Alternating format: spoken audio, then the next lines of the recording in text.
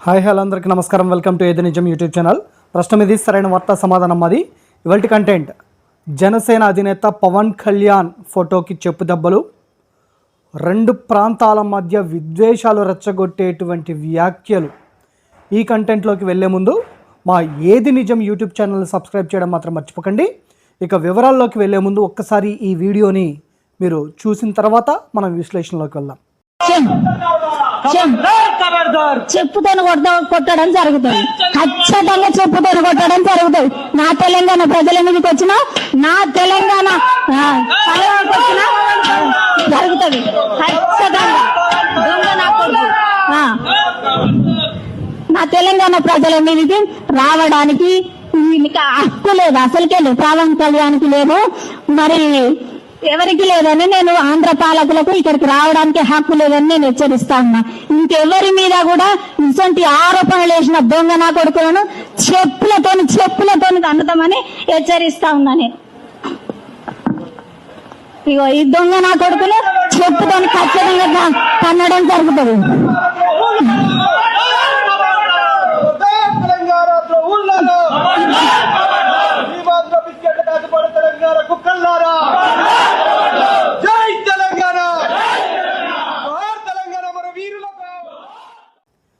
ఇటీవల పవన్ కళ్యాణ్ గారు మరియు జనసేనలో ఉండేటువంటి కొంతమంది ముఖ్య నాయకులతోటి కేంద్ర హోంశాఖ మంత్రి అయినటువంటి అమిత్ షా గారిని పవన్ కళ్యాణ్ గారు కలిసి చర్చించుకున్నటువంటి నేపథ్యంలో ఆ చర్చల్లో జగన్మోహన్ రెడ్డి గారిని అరెస్ట్ ఎప్పుడు చేస్తారు అని అంటే అది వైఎస్ఆర్ కాంగ్రెస్ పార్టీ మాకు లాంగ్ టర్మ్ ఫ్రెండ్ అని ఆయన అన్నట్లు, జగన్మోహన్ రెడ్డి గారి యొక్క అరెస్టును మీరు ప్రస్తావించొద్దు అని అన్నట్లు, జనసేనకు సంబంధించినటువంటి కొంతమంది ఎమ్మెల్యేలు ప్రొఫెసర్ నాగేశ్వరరావు గారు ప్రముఖ సీనియర్ అనలిస్ట్, రాజకీయ విశ్లేషకులు మరియు జాతీయ అంతర్జాతీయ అంశాలపైన సమగ్రమైనటువంటి ఒక విశ్లేషణలు చేసేటువంటి వ్యక్తి నాగేశ్వరరావు గారు దగ్గరికి ఈ జనసేన ఎమ్మెల్యేలు ఈ దృష్టిని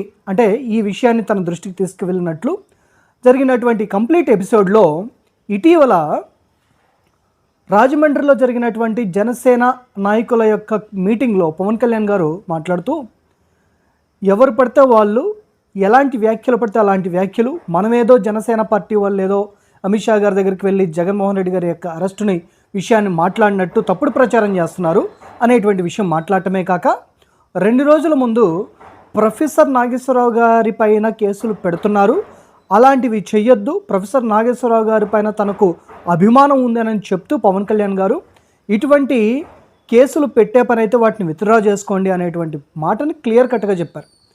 దీనికి స్పందిస్తూ హైదరాబాద్ ప్రెస్ క్లబ్లో ప్రొఫెసర్ నాగేశ్వరరావు గారు తన జర్నలిస్ట్ సంఘాలను మొత్తాన్ని కూడా మీటింగ్ లాగా ఏర్పరిచి దమ్ముంటే నన్ను అరెస్ట్ చేసుకోండి, నేను అరెస్ట్ కావడానికి నేను సిద్ధం అనేటువంటి మాటలు మాట్లాడి రెచ్చగొట్టేటువంటి వ్యాఖ్యలు చేసినటువంటి పరిస్థితి మనం చూసాం. తెలంగాణ మరియు ఆంధ్రప్రదేశ్ ప్రజల మధ్య సత్సంబంధాలు చాలా బలంగా ఉంటాయి. ఎందుకనంటే ఒకే సంస్కృతి, సాంప్రదాయాలు, తెలుగు భాష, కట్టుబాట్లు, ఇవన్నిటి నేపథ్యంలో తెలంగాణ రాష్ట్రం, ఆంధ్రప్రదేశ్ రాష్ట్రం విడిపోయి 12 సంవత్సరాలు అయినప్పటికీ కూడా ఈ 2 తెలుగు రాష్ట్రాల యొక్క బంధాన్ని ఎవరు కూడా విడదీయలేనటువంటిది.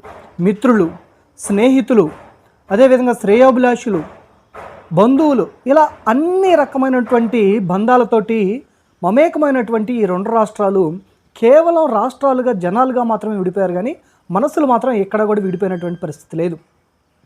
ఈ సందర్భంలో ఎంతో మంచిగా నాగేశ్వరరావు గారంటే అభిమానం, ఆయన మీద ఎటువంటి కేసులు కట్టకండి అని ఎంతో మంచిగా చెప్పినటువంటి పవన్ కళ్యాణ్ గారు ఆయన మంచితనమే చివరికి ఆయనకి ఒక నెగిటివ్గా మారింది. మంచితనం చేతగానితనంగా మారింది. ఎందుకనంటే ఇవాళ తెలంగాణలోని ప్రెస్ క్లబ్లో తెలంగాణ ఉద్యమకారులు, తెలంగాణ పట్ల ఉన్నటువంటి ఈ అభిమాన సంఘాలు కావచ్చు, అనేక మంది ఈ ప్రెస్ క్లబ్లో మీట్ అయ్యి పవన్ కళ్యాణ్ గారి యొక్క ఫోటోకి చెప్పు దెబ్బల వర్షాన్ని కురిపిస్తూ తెలంగాణలో ఏ ఆంధ్ర నాయకుడు, ఏ ఆంధ్ర పాలకుడు కూడా ఎంటర్ అవ్వకూడదు అనేటువంటి విద్వేషకరమైనటువంటి వ్యాఖ్యలు చేస్తూ రెండు ప్రాంతాల మధ్య జర్నలిజం ముసుగులో రెండు ప్రాంతాల మధ్య ప్రజల మధ్య విద్వేషాన్ని రెచ్చగొట్టేటువంటి ప్రయత్నం అయితే ఇవాళ జరిగింది.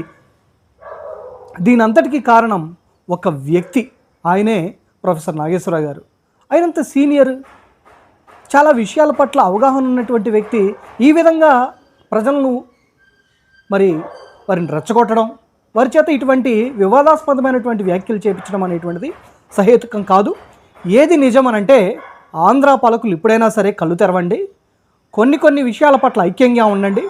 బంగారు తెలంగాణ సాధించుకోవడంలో తెలంగాణ ప్రజలు ఏకమై ఒక తాటి మీద నడిచి వారు తెలంగాణ సాధిస్తే ఇప్పటికీ కూడా ఆంధ్ర పాలకుల మీద కొంతమంది వ్యక్తుల వల్ల జర్నలిజం ముసుగులో జరుగుతున్నటువంటి దాడి ఈరోజు మనం చూసాం. మరి ఈ దాడి పట్ల ప్రతిస్పందన వస్తే ఎలా ఉంటుంది అనేటువంటిది మనం ఇప్పుడే చెప్పలేము. ఏది నిజమనంటే గనక జర్నలిజం ముసుగులో తెలంగాణ దగా పడుతుంది అనేటువంటిది మాత్రం నిజం. ఈ కంటెంట్ మీకు నచ్చినట్లయితే లైక్ చేయండి, షేర్ చేయండి, మరియు మీ వ్యూస్ని కామెంట్స్ రూపంలో తెలియజేయండి. అదేవిధంగా మా ఏది నిజం యూట్యూబ్ ఛానల్ సబ్స్క్రైబ్ చేయడం మాత్రం మర్చిపోకండి. Thank you very much.